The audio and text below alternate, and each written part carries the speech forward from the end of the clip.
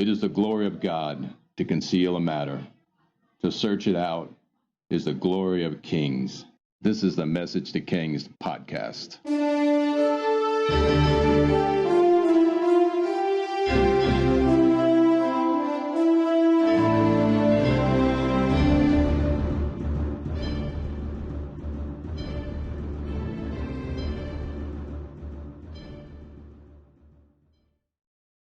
Episode 241, The Golden Age of Greece, the Peloponnesian War, and how Thucydides saved America. Hey guys, after a long spring break, welcome back.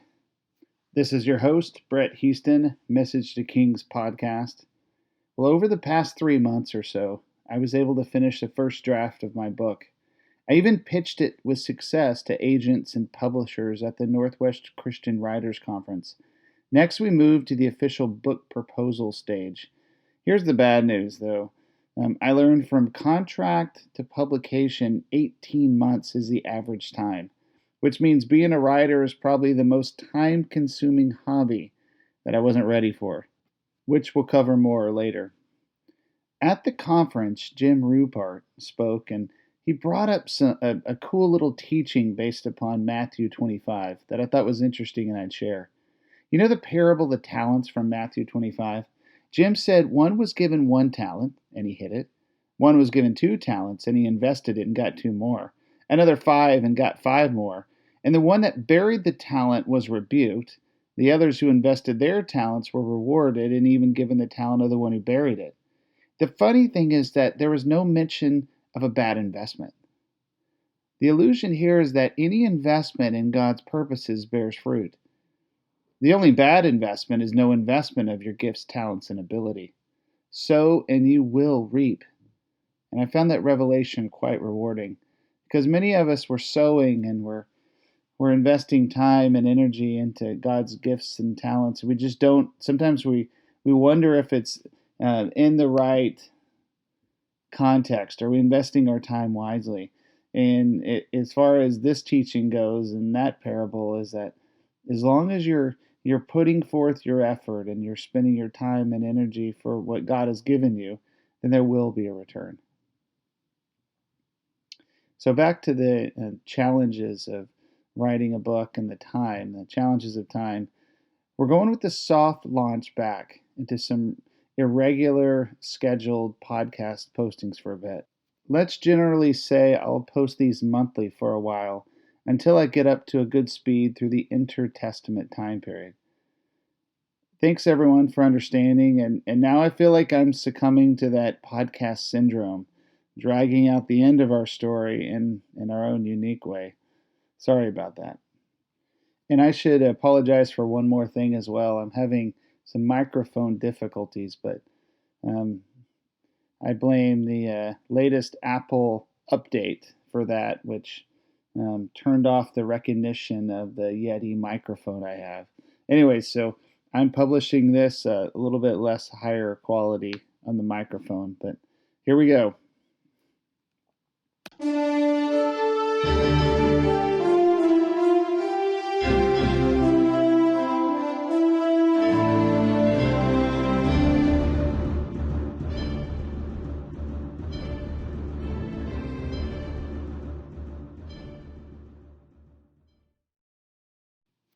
We start the intertestament time period with the Greek Golden Age and the Peloponnesian War. There's such a fascination with Greece in this time period. Well, they've invented democracy and philosophy, and they smacked down the largest empire in the world, the Persians. And Daniel speaks of a goat, which is Greece, tearing apart the ram, which will be Persia. Their military units, the hoplites, were incredible. But out of Macedon, we'll later see heavy cavalry and significant innovations to the phalanx. The Greeks are innovators. Right now, the leader of the Greek world is Athens.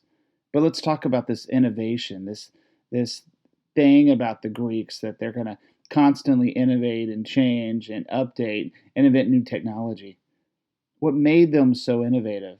Just Googling innovations of Greece, the ancient EU website attributes the following innovations to Greece: columns, stadiums, human sculpture, democracy, jury system, mechanical devices, mathematic reasoning, geometry, medicine, Olympic Games, philosophy, astronomy, science, theater. That's a lot of innovations. And some of these I don't truly agree with, actually. We can't discount the ancient Egyptian medicine. And in philosophy, in so many ways, goes way back. Astronomy dates to the Babylonians and before.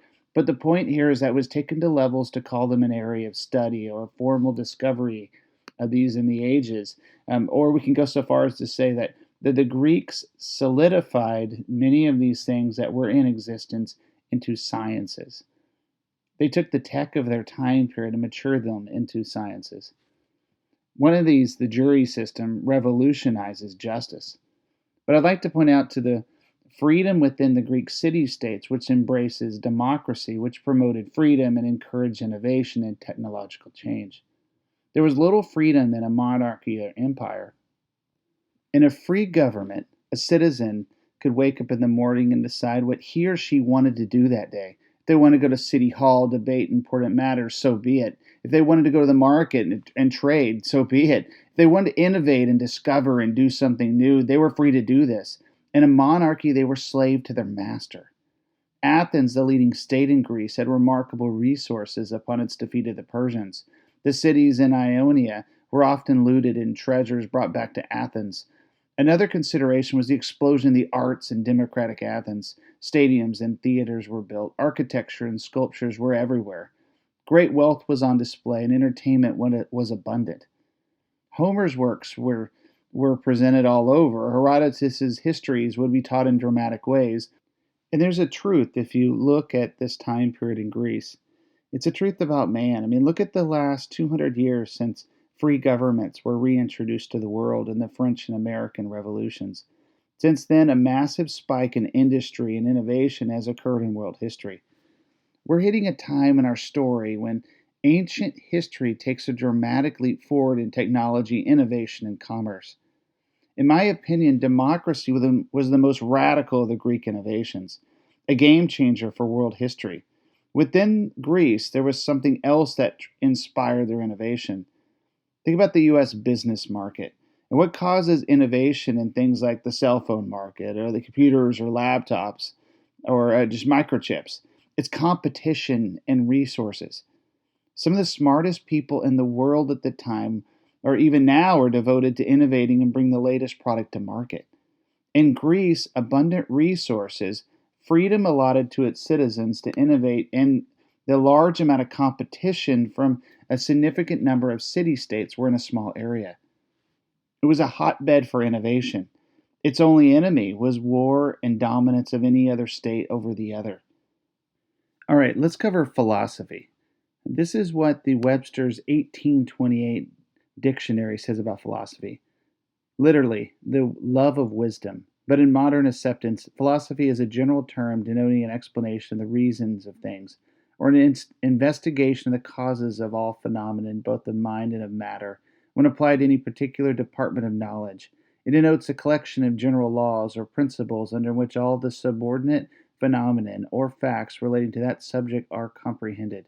Thus, that branch of philosophy which treats of God, etc., is called theology. That which treats of nature is called physics, or natural philosophy. That which treats of man is called logic and ethics, or moral philosophy. That which treats of the mind is called intellectual or mental philosophy, or metaphysics. The objects of philosophy are to ascertain facts or truth, and the causes of things or their phenomena, to enlarge our views of God and His works, and to render our knowledge of both practically useful and subservient to human happiness. True religion and true philosophy must ultimately arrive at the same principle, hypothesis or system on which natural effects are explained, reasoning, argumentation, course of sciences read in the schools. That's the Webster Dictionary 1828 definition. I mean, obviously, these guys in Athens, philosophy becomes this umbrella of learning and questioning and reasoning and debating and increasing our mind and our thought processes. These guys in a democracy, these brilliant scientific men, they're going after learning at levels that have never been achieved before.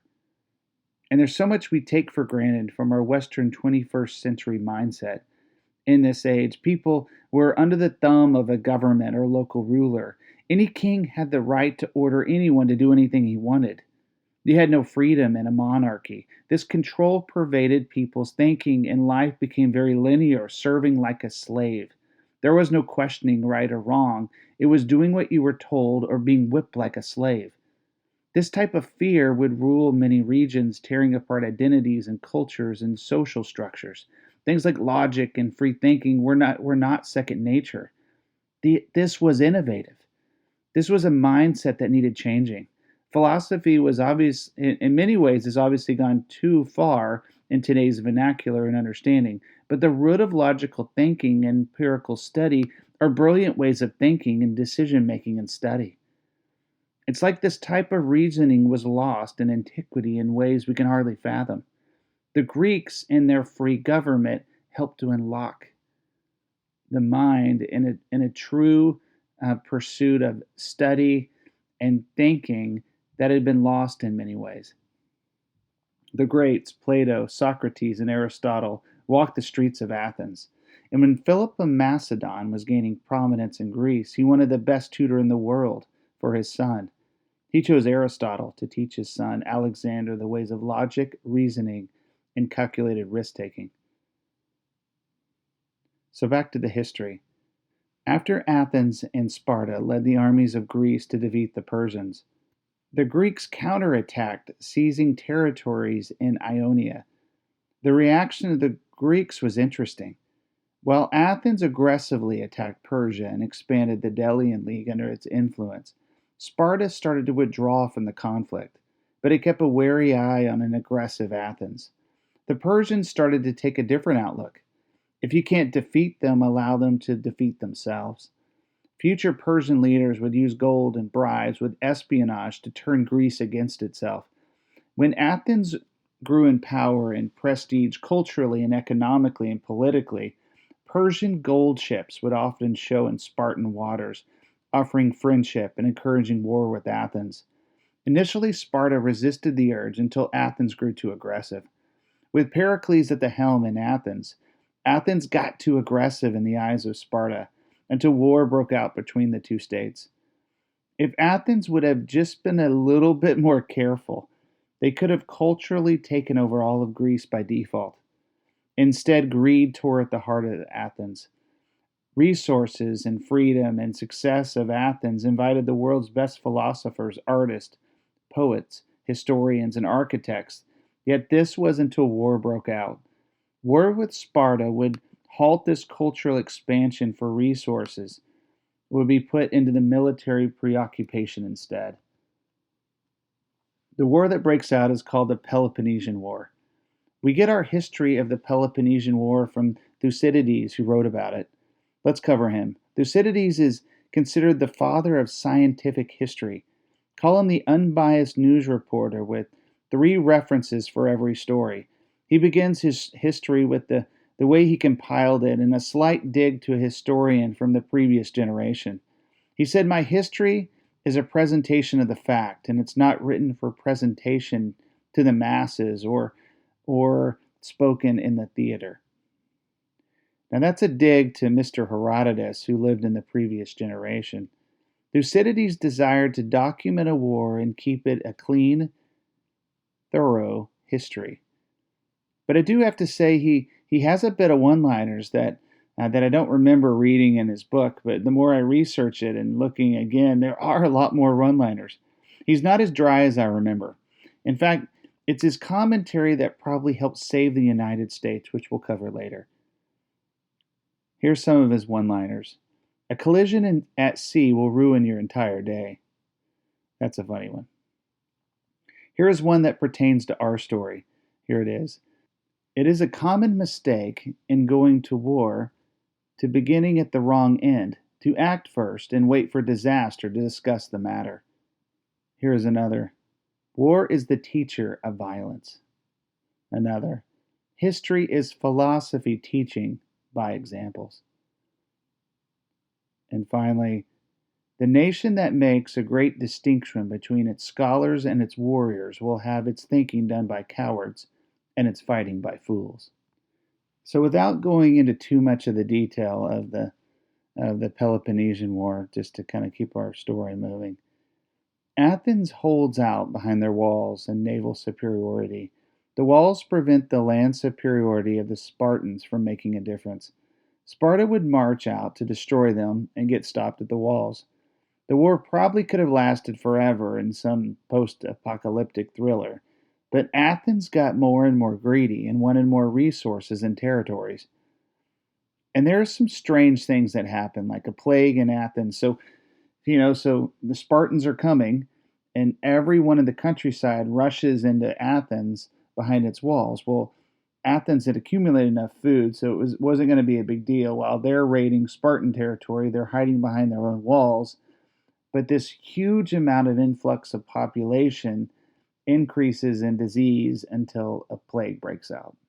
And great casualties occur in Athens, but Athens continues fighting.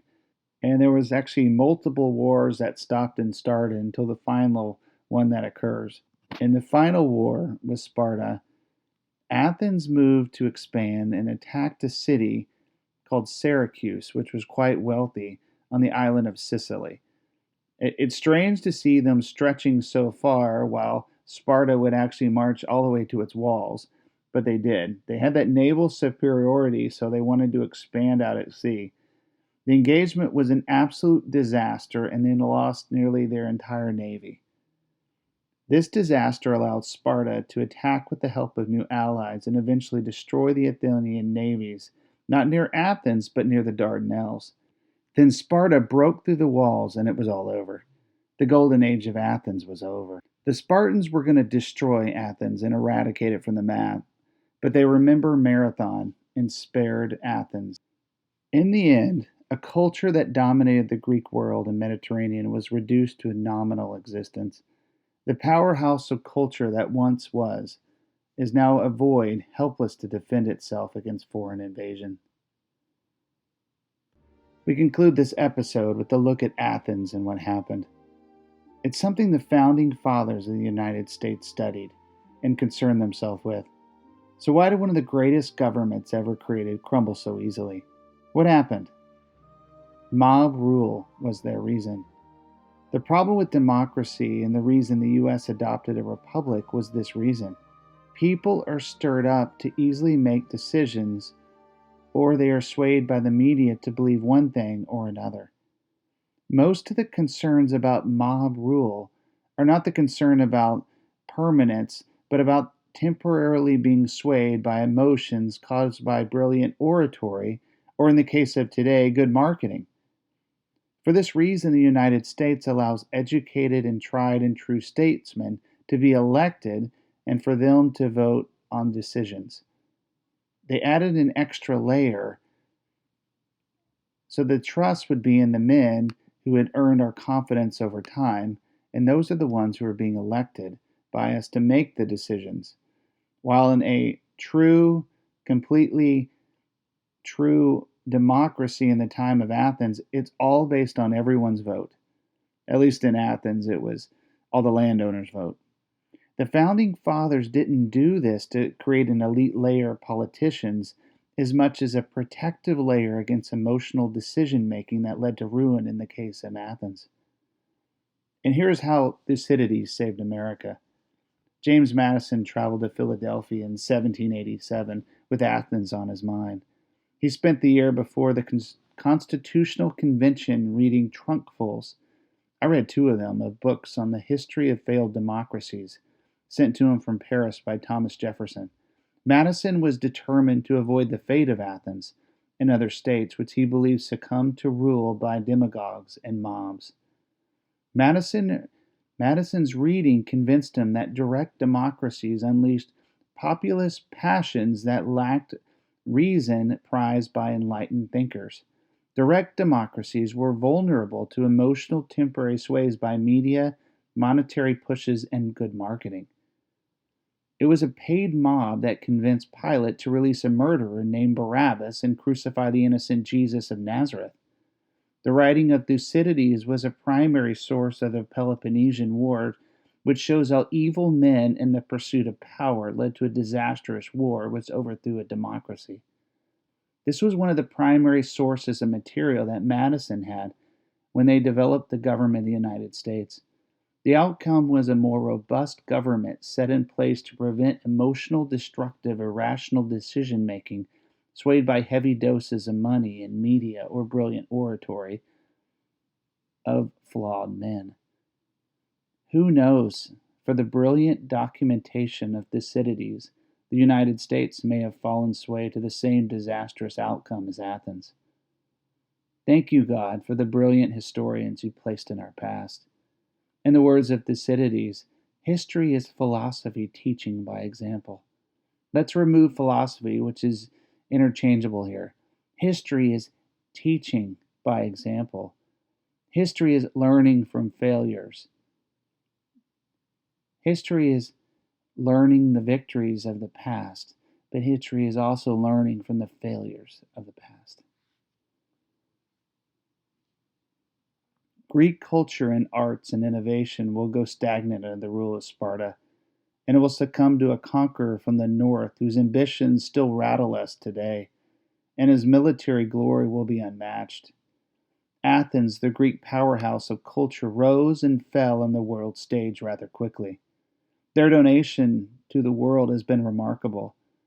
Fortunately for Athens, their contribution to the world does not die, but becomes proliferated throughout the world due to the military genius of a future world conqueror, Alexander the Great. The goat from the book of Daniel has arrived. Alexander the Great we'll cover in the next episode.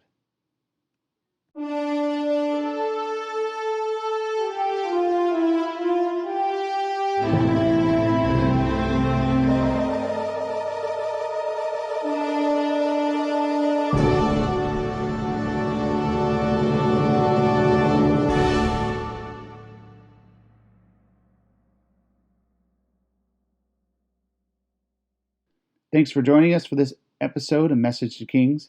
Feel free to visit the website, share the Facebook page, or if you want to chat, email us at messagetokings@gmail.com.